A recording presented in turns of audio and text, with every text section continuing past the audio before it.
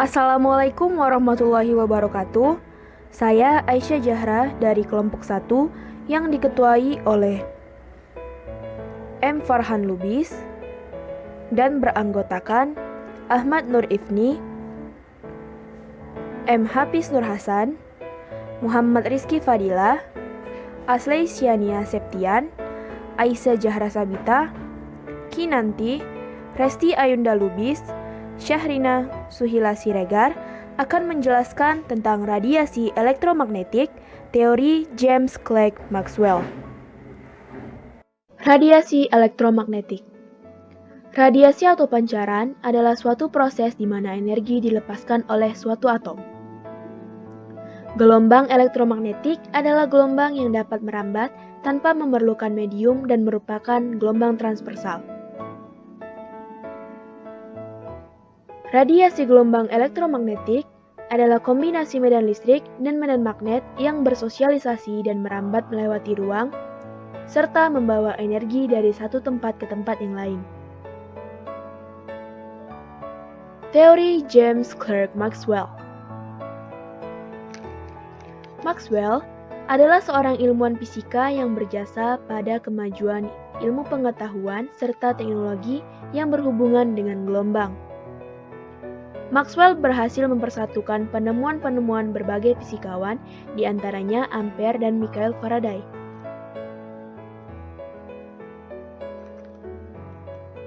Di tahun 1864, ia membuktikan bahwa gelombang elektromagnetik ialah gabungan dari osilasi medan listrik dan magnetik.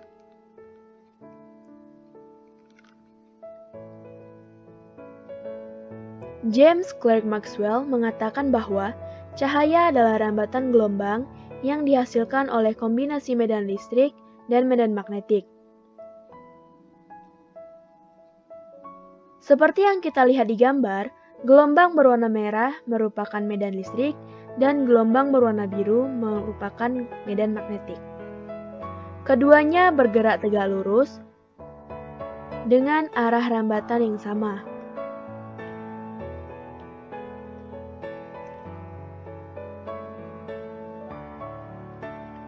Hipotesis. Maxwell mengemukakan sebuah hipotesis bahwa perubahan medan magnet pada dinamo dapat menimbulkan medan listrik dan sebaliknya. Adapun percobaan digunakan Maxwell yaitu dua bola isolator yang diikat pada ujung pegas. Kedua bolam diberi muatan listrik yang berbeda, yaitu muatan positif dan negatif. Perubahan listrik yang diberikan pada pegas terhadap waktu akan menghasilkan medan magnet yang berbeda pula. Perumusan teori Maxwell.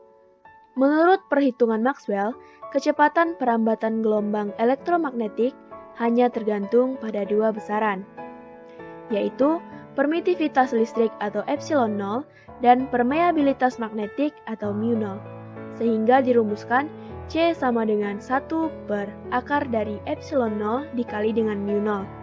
Dengan syarat C yaitu cepat rambat gelombang elektromagnetik yang nilainya 3 dikali 10 pangkat 8 meter per sekon. Dan mu 0 yaitu permeabilitas vakum dengan nilainya 4V dikali 10 pangkat minus 7 Weber per ampere meter.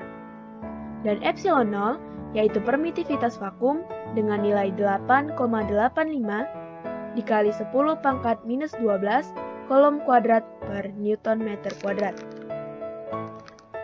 Vakum di sini menandakan ruang hampa. Jika di dalam ruang hampa, maka nilai C tetap, yaitu 3 dikali 10 pangkat 8 meter per sekon. Begitu pula dengan permeabilitas dan permitivitas. Apabila gelombang merambat pada medium, maka nilai C tidak tepat atau berubah-ubah. Begitu pula dengan permeabilitas dan permitivitas. Dan rumusnya yaitu C sama dengan 1 per akar dari epsilon dikali mu.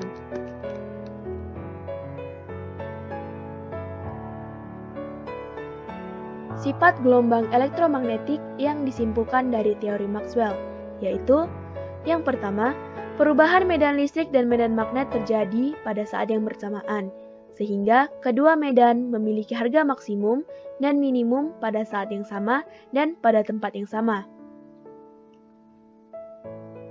Yang kedua, arah medan listrik dan medan magnet saling tegak lurus, dan keduanya tegak lurus terhadap arah rambat gelombang.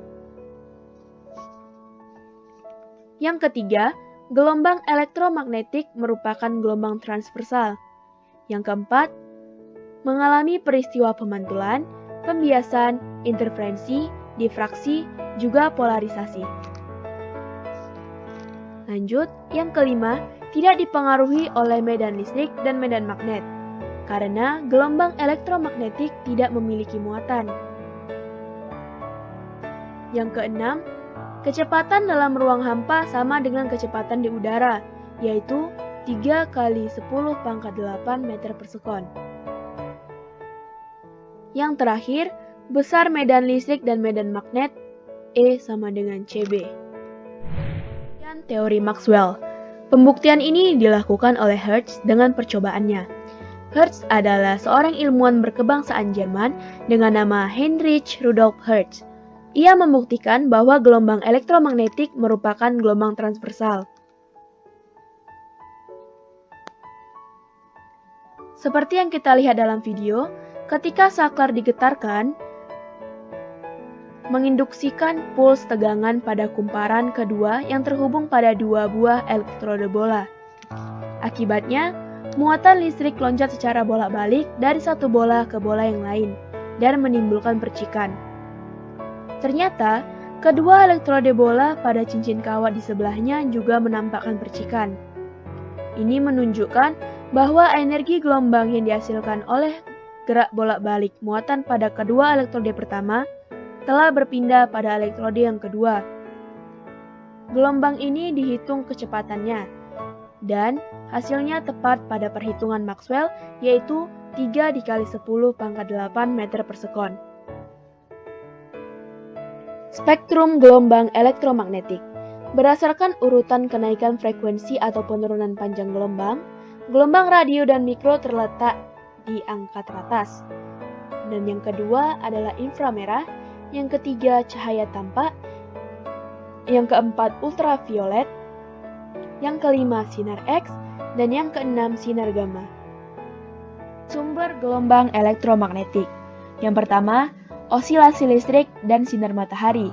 Sinar matahari menghasilkan sinar inframerah. Yang kedua, lampu merkuri yang menghasilkan ultraviolet.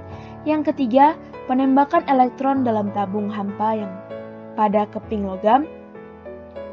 Saya ulangi, yang ketiga, penembakan elektron dalam tabung hampa pada keping logam yang menghasilkan sinar X dan biasa digunakan untuk ronsen di kesehatan. Kesimpulan, gelombang elektromagnetik terdiri dari berbagai gelombang yang berbeda frekuensi dan panjang gelombang, tetapi memiliki kecepatan rambat yang sama, yaitu 3 kali 10⁸ meter per sekon. Hubungan antara frekuensi panjang gelombang dan cepat rambat gelombang elektromagnetik memenuhi persamaan C sama dengan frekuensi dikali lambda. Yang terakhir, rumus yang didapat dari teori Maxwell, di saat gelombang bergerak dalam medium, rumusnya yaitu C sama dengan 1 per akar dari epsilon dikali dengan min. Baik, sekian penjelasan dari kami. Apabila ada salah kata mohon dimaafkan. Semoga apa yang saya jelaskan tadi dapat bermanfaat bagi kita semua. Terima kasih dan Assalamualaikum warahmatullahi wabarakatuh.